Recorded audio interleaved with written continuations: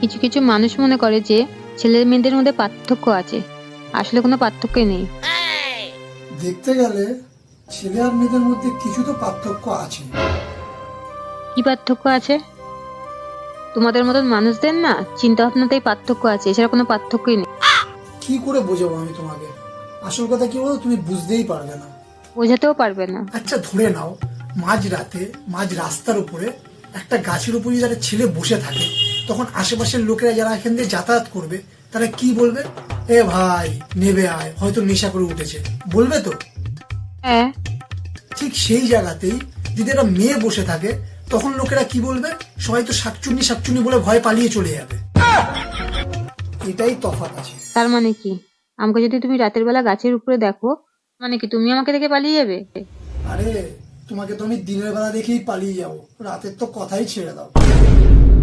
खत्म, bye bye, ta-ta, good bye, गया।